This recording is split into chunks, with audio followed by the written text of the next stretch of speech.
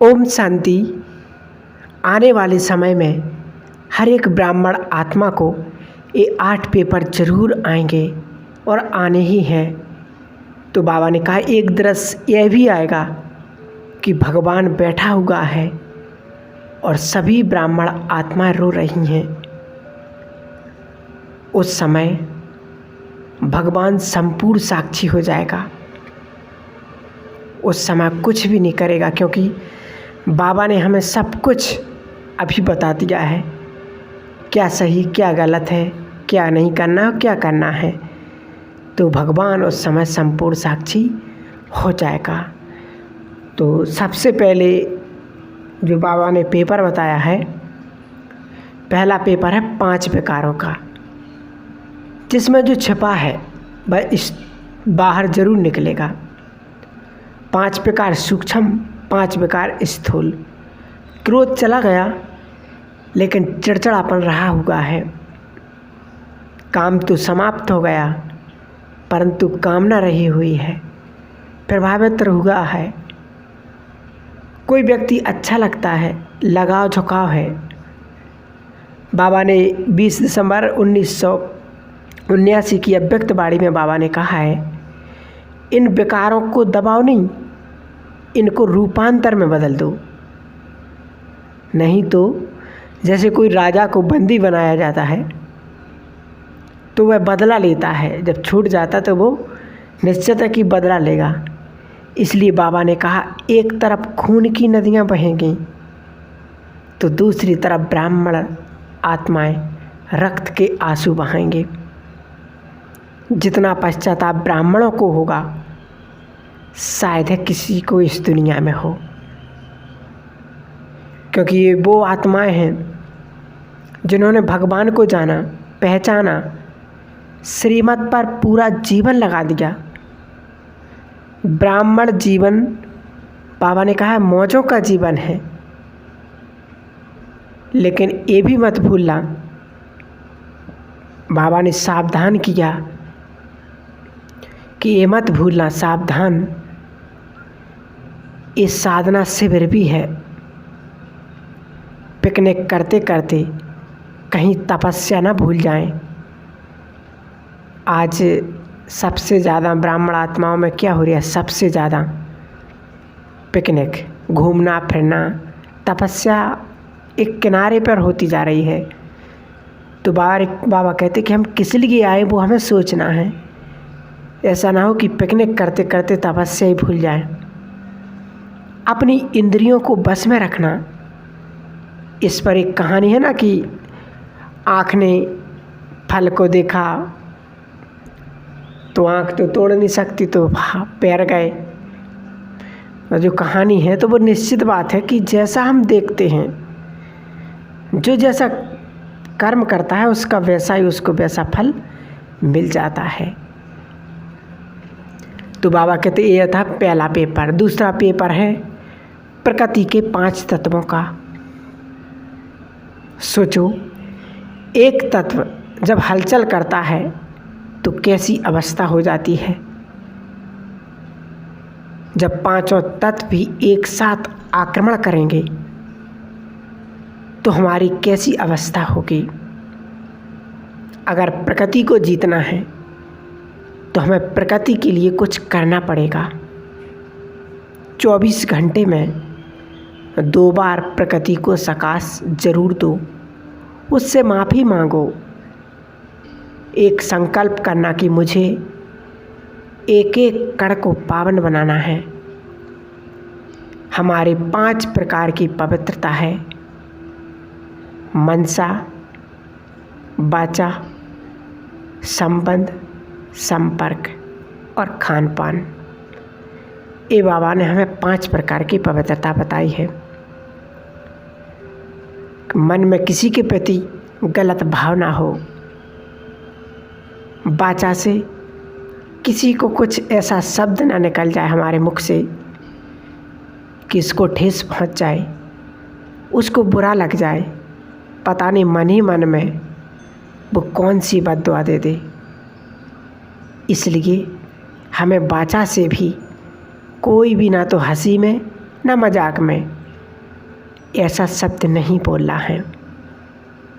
और संबंध हमारे इतने अच्छे हों, उसमें कोई भी आकर्षण ना हो, न देह की,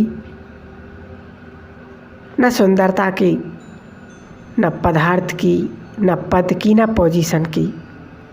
सब अपने हैं और सब अपने भी नहीं हैं। ये हमें संबंध रखना है, उनसे संबंध तो हमें निभाना है, लेकिन उसमें मोह नहीं रखना है। संपर्क अर्थात हमारा ऐसा संपर्क हो। आज नहीं कहते कि कोई भी व्यक्ति मिलता उससे संपर्क जुड़ जाता है। सबसे पहले व्यक्ति उससे संबंध जोड़ता है, उसका नंबर लेता है, फिर उससे बात करता है, कभी कभी करता है, फिर धीरे धीरे बढ़ता ही जाता है। तो ये संपर्क है। और बाबा कहते खान पान, आज सभी ब्राह्मण आत्माओं के, हम सभी ब्राह्मण आत्माओं के खान पान ढीला होता जा रहा है कि थोड़ा बहुत तो चलता है। बाबा ने कह दिया कि हाँ इतना तो चलेगा, लेकिन ऐसा भी नहीं, क्योंकि परमात्मा का, भगवान का सीधा और श्रेष्ठ एक ही आधार है। एक बार भगवान ने कह दिया, बाबा ने कह दिया, तो निश्चित है कि हमें उसका पालन करना ही है। तीसरा पेपर है शारीरिक कर्म भोग। शरीर में कई प्रकार की बीमारियां आएंगी, क्योंकि प्राकृतिक तमो प्रधान हो चुकी है। बीमारियां तो आएंगी क्योंकि वह कार्मिक अकाउंट है ना, तो वह तो हमें चुकतू करना ही पड़ेगा। अगर कोई बीमारी आ भी जाती है तो कहो वाह व्याधि वाह, तो वह भी खुश होकर आपसे विदा ले लेगी। चौथा है साधनों का अभाव। अब जो कुछ हमारे पास है, साधन है, कुछ भी नहीं रहेगा। मोबाइल होगा परंतु नेटवर्क नहीं, इसलिए साधना हमारे साधन पर निर्भर ना हो जाए। आज हैं कल नहीं रहेंगे। हमारी साधना किसी वस्तु पर डिपेंड नहीं होनी चाहिए। पांचवा है लौकिक आत्माओं से पेपर। उनकी बीमारी, उनकी आर्थिक तंगी, स्वजनों की मृत्यु हमें हलचल में ना लाए, नहीं तो यही पेपर बन जाएगा। सेवाएं तो बहुत की, लेकिन मोह अभी तक नहीं टूटा। तो बाबा कहते हमारी लौकिक आत्माओं से, हमारे परिवार वालों से भी ये पेपर आ सकता है। और छठवां है, बाबा ने कहा अलौकिक से, इस ब्राह्मण परिवार से भी आएगा, और सबसे ज़्यादा इन्हीं से आएगा, क्योंकि इन्हीं के साथ हमने सबसे ज़्यादा समय बिताया है। तो इन्हीं से चुकतू भी हमें करना ही पड़ेगा, और इनसे चुकतू करने बगैर हम ऊपर भी नहीं जा सकते। इसलिए जल्दी जल्दी आह्वान कर लो। दुखी नहीं होना है कि हमारे साथ ऐसा क्यों हो रहा, हमारे ही साथ ऐसा क्यों हो रहा। और सातवां है भटकती हुई आत्माओं से।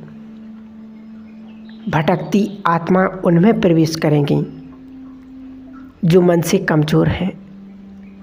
भटकती आत्मा उनमें प्रवेश करेंगी जिनका रस शरीर में है, जो ज़्यादातर देवान में रहते हैं, शरीर को देखते हैं।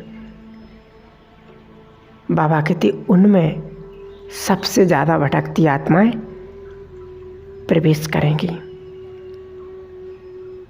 आठवां पेपर है बुरी दृष्टि वाली, कुदृष्टि वाली, बेकारी आत्माएं जो हम पर कुदृष्टि डालेंगी। इसलिए पवित्रता को बढ़ाना है। बाबा कहते अंत के समय में ऐसी ऐसी आत्माएं आएंगी जो हम पर कुदृष्टि डालेंगी, हमें अपने बस में करना चाहेंगी, हमें प्रभावित करेंगी, लेकिन हमें प्रभावित नहीं होना है। अभी से हमें अपनी पवित्रता को बढ़ाना है। तो वक्त ये 8 पेपर हर एक ब्राह्मण आत्मा को आएंगे, लेकिन और भी पेपर हैं जो और पेपर हैं जो किसी किसी ब्राह्मण आत्मा को आएंगे। तो 9वां पेपर है आर्थिक अचानक देवाला निकल जाना। आज हमारे पास सब कुछ है, लेकिन पता नहीं कैसा समय आए कि कल कुछ भी ना रहे। तो बाबा कहते इसमें भी हमें निश्चिंत रहना है। ड्रामा जो होगा सो ड्रामा, उसमें हमें रोना धोना नहीं है। बाबा कहते यह भी पेपर किसी किसी को आएगा। 10वां है लीगल कानूनी। हमने कभी सोचा भी नहीं होगा, कोर्ट कचहरी, इसमें हर व्यक्ति हिल जाएगा। इसलिए इसमें भी सोचना कि भगवान हमारा साथी है, हमारे साथ कभी बुरा हो ही नहीं सकता है, इसलिए निश्चिंत रहना है। और 11वां पेपर है तीसरा महायुद्ध। साइंटिस्ट से किसी ने पूछा था एक बार कि चौथा महायुद्ध कैसा होगा, तो उसने कहा चौथा युद्ध होगा ही नहीं, क्योंकि तीसरे विश्व युद्ध में ही तो दुनिया सब कुछ खत्म हो जाएगा, कुछ भी नहीं बचेगा। तो ये है 11वां पेपर, तीसरा विश्व युद्ध। तो बाबा ने कहा ये किसी किसी को ही ये पेपर आएंगे, इसलिए हमें घबराना नहीं है, निश्चिंत रहना है और अपने पुरुषार्थ को तीव्र करना है। आज हम उस समय पर आ चुके हैं, उस मोड़ पर आ चुके हैं कि अब समय हमारे हाथ से निकलता जा रहा है। इसलिए अपनी पवित्रता को बढ़ाएं, अपने पुरुषार्थ को बढ़ाएं और मूल्य का चिंतन जरूर करें। और जब भी हम रात को सोते हैं तो एक अव्यक्त वाणी का चिंतन करके, एक अव्यक्त वाणी पढ़कर ही सोएं, तभी हमारा अमृत बेला शक्तिशाली और पावरफुल होगा।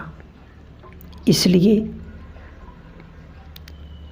हमें अपने पुरुषार्थ को ज़रूर बढ़ाना है। और ये 8 पेपर निश्चित है सबको आएंगे, इसमें घबराने की कोई बात नहीं है। बाबा ने हमें सबसे पहले ही बता दिया।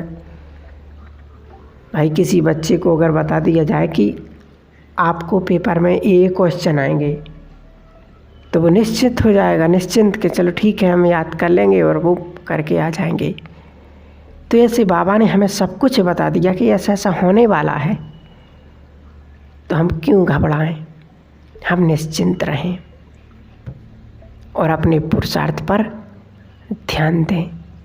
तो ये थे ब्राह्मण आत्माओं के लिए 8 पेपर। ओम शांति, ओम शांति। अब हम कल सुनेंगे कि अचानक आने वाला समय क्या होगा, कैसा होगा।